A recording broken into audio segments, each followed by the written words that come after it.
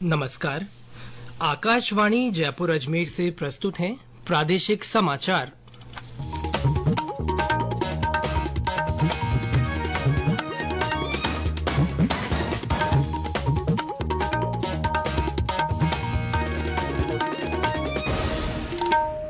मुख्य समाचार।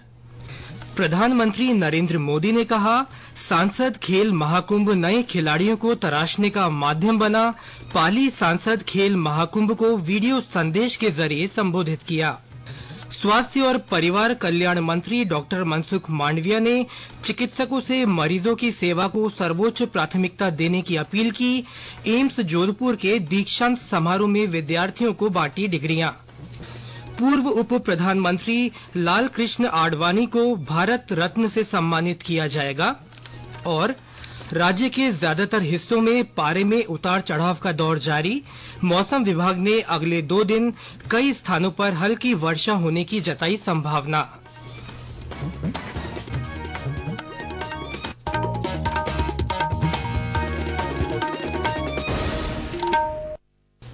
समाचारों के साथ मैं सिद्धार्थ जैन। और अब समाचार विस्तार से। प्रधानमंत्री नरेंद्र मोदी ने कहा है कि खेलों के लिए आज सरकार का भी वही जज्बा है जो मैदान में खिलाड़ी का होता है। पाली में आयोजित सांसद खेल महाकुंभ को वीडियो संदेश के जरिए संबोधित करते हुए प्रधानमंत्री ने कहा कि सांसद खेल महाकुंभ ने राज्यों और जिलों में लाखों खिलाड़ियों को खेलने का मौका दिया है। ये खेल महाकुंभ नए खिलाड़ियों को तलाशने और तराशने का नया माध्यम बन रहे हैं। प्रधानमंत्री ने कहा कि अब बेटियों के लिए भी विशेष खेल महाकुंभ का आयोजन किया जाएगा। श्री मोदी ने कहा कि हाल ही में पेश किया गया अंतरिम बजट एक तरह से देश के युवाओं को समर्पित रहा है। सरकार रेल, रोड और आधुनिक इंफ्रास्ट्रक्चर पर 11 लाख करोड़ से भी ज्यादा खर्च करने जा रही है। उसके सबसे बड़े लाभार्थी भी युवा ही होंगे। प्रधानमंत्री ने कहा कि पिछले 10 वर्षों में खेलों के बजट में 3 गुना बढ़ोतरी की गई है। हमने पीछे 10 साल में खेलों का बजट पहले के मुकाबले 3 गुना बढ़ा दिया है। सैकड़ों एथलीट्स आज टॉप स्कीम के तहत देश विदेश में ट्रेनिंग और कोचिंग ले रहे हैं। खेलो इंडिया गेम्स के तहत भी 3000 से ज्यादा खिलाड़ियों को 50,000 रुपये महीने की मदद दी जा रही है। ग्रास रूट लेवल पर करीब करीब 1000 से ज्यादा खेलो इंडिया सेंटर्स में लाखों खिलाड़ी ट्रेनिंग ले रहे हैं और इसके परिणाम हमारे सामने हैं। इस बार एशियन गेम्स में हमारे खिलाड़ियों ने 100 से अधिक मेडल जीतकर रिकॉर्ड बनाया है। उन्होंने कहा कि आधुनिक इंफ्रास्ट्रक्चर निर्माण से युवाओं को रोजगार के नए अवसर मिलेंगे। इस अवसर पर खेल मंत्री राज्यवर्धन सिंह राठौड़ ने विद्यार्थियों से पढ़ाई के साथ साथ रोजाना कोई न कोई खेल खेलने और खिलाड़ियों को मिलने वाली सुविधाओं की जानकारी दी। गौरतलब है कि इस खेल महाकुंभ में 10,000 से अधिक खिलाड़ी भाग ले रहे हैं। प्रधानमंत्री नरेंद्र मोदी ने कहा है कि 21वीं सदी की चुनौतियों का मुकाबला 20वीं सदी की दृष्टि से नहीं बल्कि नई सोच और सुधारों से ही संभव है। आज नई दिल्ली में राष्ट्रमंडल देशों के महान्यायवादियों और सॉलिसिटर जनरल के सम्मेलन में प्रधानमंत्री ने कहा कि कई बार किसी एक देश में न्याय पाने के लिए दूसरे देश के साथ मिलकर काम करना जरूरी हो जाता है। प्रधानमंत्री ने कहा कि अफ्रीकी संघ के साथ भारत के संबंध बहुत खास हैं और भारत को इस बात पर गर्व है कि भारत की अध्यक्षता में अफ्रीकी संघ को G20 की सदस्यता दी गई। श्री मोदी ने कहा कि पिछले कुछ वर्षों में देश की कानून व्यवस्था में कई सुधार किए गए हैं। प्रधानमंत्री ने कहा कि भारतीय विचारधारा में न्याय ही सर्वोपरि है। न्याय ही स्वतंत्र स्वशासन का आधार है और न्याय के बिना किसी राष्ट्र की कल्पना ही नहीं की जा सकती। इस अवसर पर विधि मंत्री अर्जुन राम मेघवाल ने कहा कि तकनीक ने विश्व समुदाय को जोड़ दिया है और आज की वैश्विक चुनौतियों का समाधान भी वैश्विक स्तर पर होना चाहिए। सम्मेलन में एशिया प्रशांत, अफ्रीका और कैरेबियाई देशों के महान्यायवादी और सॉलिसिटर जनरल तथा अंतर्राष्ट्रीय प्रतिनिधिमंडल ने भी भाग लिया। अखिल भारतीय आयुर्विज्ञान संस्थान एम्स जोधपुर का चौथा दीक्षांत समारोह आज आयोजित किया गया। केंद्रीय स्वास्थ्य मंत्री डॉक्टर मनसुख मांडविया, केंद्रीय जल शक्ति मंत्री गजेंद्र सिंह शेखावत और मुख्यमंत्री भजनलाल शर्मा ने कार्यक्रम में शिरकत की। इस अवसर पर एम्स में नई चिकित्सा सेवाओं का शुभारंभ भी किया गया। इसके साथ ही जयपुर के एसएमएस मेडिकल कॉलेज का सुपर स्पेशलिटी ब्लॉक भी राष्ट्र को समर्पित किया गया। इस अवसर पर केंद्रीय स्वास्थ्य और परिवार कल्याण मंत्री डॉक्टर मनसुख मांडविया ने कहा कि अस्पताल चिकित्सा का मंदिर है और उसकी सेवा करना डॉक्टर्स की जिम्मेदारी है। उन्होंने डॉक्टर्स को कम से कम 2 वर्ष स्वेच्छा से ग्रामीण क्षेत्रों में सेवा करने को कहा। उन्होंने चिकित्सकों से मरीजों के इलाज को सर्वोच्च प्राथमिकता देने की अपील की।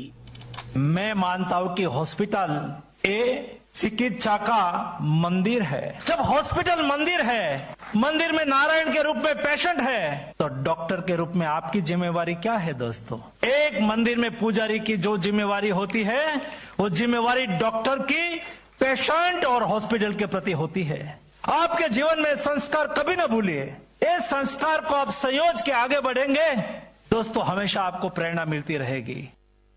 दीक्षांत समारोह में कुल 22 मेधावी विद्यार्थियों को स्वर्ण पदक से सम्मानित किया गया और चिकित्सा तथा नर्सिंग, स्नातक, स्नातकोत्तर और सुपर स्पेशलिटी के 700 से अधिक विद्यार्थियों को उपाधियां प्रदान की गई। इससे पहले केंद्रीय मंत्री मनसुख मांडविया ने आज जयपुर में मुख्यमंत्री भजनलाल शर्मा से मुलाकात की। इस अवसर पर दोनों नेताओं ने प्रदेश को स्वास्थ्य सूचकांक में अग्रणी बनाने की दृष्टि से चिकित्सा व्यवस्था और स्वास्थ्य ढांचे को और अधिक मजबूत बनाने पर चर्चा की। इस दौरान आयुष्मान भारत योजना की प्रगति के बारे में भी बातचीत हुई। ये समाचार आकाशवाणी जयपुर अजमेर से प्रसारित किए जा रहे हैं। पूर्व उप प्रधानमंत्री और पूर्व गृह मंत्री लालकृष्ण आडवाणी को भारत रत्न से सम्मानित किया जाएगा। केंद्र सरकार ने उनको भारत रत्न दिए जाने की घोषणा की है। प्रधानमंत्री नरेंद्र मोदी ने श्री आडवाणी को ये सम्मान दिए जाने पर बधाई दी है। सोशल मीडिया पर एक पोस्ट में प्रधानमंत्री ने कहा कि श्री आडवाणी मौजूदा समय के सबसे सम्मानित राजनेताओं में से एक हैं और देश के विकास में उनका योगदान अविस्मरणीय है। प्रधानमंत्री ने कहा कि श्री आडवाणी ने जमीनी स्तर से लेकर उप प्रधानमंत्री तक के रूप में देश की सेवा की है। उन्होंने कहा कि श्री आडवाणी ने गृह मंत्री तथा सूचना और प्रसारण मंत्री के रूप में विशेष प्रतिष्ठा अर्जित की और उनका संसदीय जीवन अनुकरणीय और समृद्ध से युक्त रहा है। भारत रत्न की घोषणा पर भारतीय जनता पार्टी के अध्यक्ष जगत प्रकाश नड्डा, गृह मंत्री अमित शाह, केंद्रीय मंत्री पीयूष गोयल, सूचना और प्रसारण मंत्री अनुराग सिंह ठाकुर सहित कई वरिष्ठ नेताओं और मंत्रियों ने लालकृष्ण आडवाणी को बधाई दी है। अनुराग सिंह ठाकुर ने कहा कि देश की विकास यात्रा पर आडवाणी की छाप अमिट है और उन्होंने देश को राजनीतिक और सांस्कृतिक एकता की स्थायी व्यवस्था सौंपी है। इस अवसर पर राज्यपाल कलराज मिश्र ने श्री आडवाणी को सर्वोच्च भारतीय नागरिक सम्मान भारत रत्न देने की घोषणा पर प्रसन्नता जताते हुए उन्हें बधाई दी है। राष्ट्र के प्रति समर्पण और त्याग के साथ शुचिता के जिन जीवन मूल्यों का प्रतिपादन श्री आडवाणी ने किया है वे अनुकरणीय है। मुख्यमंत्री भजनलाल शर्मा ने भी श्री आडवाणी को भारत रत्न से सम्मानित किए जाने की घोषणा पर शुभकामनाएं देते हुए कहा कि भारत की विकास यात्रा और श्रीराम मंदिर निर्माण के संकल्प को साकार करने में आडवाणी जी का योगदान अतुलनीय है। वहीं उप मुख्यमंत्री दिया कुमारी ने कहा कि भारतीय राजनीति के आदर्श पुरुष भाजपा के वरिष्ठ नेता लालकृष्ण आडवाणी को भारत रत्न देने का निर्णय हम सब के लिए हर्ष और गौरव का विषय है। राजस्थान उच्च न्यायालय में वरिष्ठ अधिवक्ता राजेंद्र प्रसाद राज्य के नए महाधिवक्ता होंगे। राज्यपाल कलराज मिश्र ने श्री प्रसाद को महाधिवक्ता बनाने के प्रस्ताव को मंजूरी दे दी है। श्री प्रसाद इससे पहले वसुंधरा सरकार में अतिरिक्त महाधिवक्ता रह चुके हैं। उन्होंने 1985 से वकालत शुरू की थी। और अब मौसम। राज्य के ज्यादातर हिस्सों में पारे में उतार चढ़ाव का दौर जारी है। कल रात और आज दिन में कहीं कहीं बूंदाबांदी और हल्की बरसात हुई है। कल के मुकाबले कुछ स्थानों पर बीती रात न्यूनतम तापमान में भी गिरावट दर्ज की गई है। इसके बावजूद प्रदेश के ज्यादातर जिलों में रात का तापमान सामान्य से ऊपर दर्ज किया गया है। करौली में रात का तापमान सबसे कम 5.5, जबकि अलवर में 5.6 डिग्री सेल्सियस न्यूनतम तापमान दर्ज किया गया। अजमेर, जयपुर, कोटा, जैसलमेर, बीकानेर, डूंगरपुर और जालौर में न्यूनतम तापमान 12 डिग्री से ऊपर मापा गया। वहीं बाड़मेर में रात का पारा 17 डिग्री तक पहुंच गया। मौसम विभाग ने अगले 2 दिन जयपुर, भरतपुर, अजमेर, बीकानेर और जोधपुर संभागों में कहीं-कहीं हल्की वर्षा होने की संभावना जताई है। जालौर जिले में परिवहन विभाग की ओर से राष्ट्रीय सड़क सुरक्षा सप्ताह के तहत लोगों को सड़क सुरक्षा के प्रति जागरूक किया जा रहा है। जिला परिवहन अधिकारी छगनलाल मालवीय ने बताया कि राष्ट्रीय सड़क सुरक्षा सप्ताह के तहत विभिन्न विद्यालयों में विद्यार्थियों को सड़क सुरक्षा नियमों और सड़क चिन्हों की जानकारी दी जा रही है। वाहन चालकों को यातायात के नियमों के अनुरूप वाहन चलाने और सड़क सुरक्षा की जानकारी से अवगत करवाया जा रहा है। और अंत में मुख्य समाचार एक बार फिर। प्रधानमंत्री नरेंद्र मोदी ने कहा, सांसद खेल महाकुंभ नए खिलाड़ियों को तराशने का माध्यम बन गया है। प्रधानमंत्री ने पाली सांसद खेल महाकुंभ को वीडियो संदेश के जरिए संबोधित किया। स्वास्थ्य और परिवार कल्याण मंत्री डॉक्टर मनसुख मांडविया ने चिकित्सकों से मरीजों की सेवा को सर्वोच्च प्राथमिकता देने की अपील की है।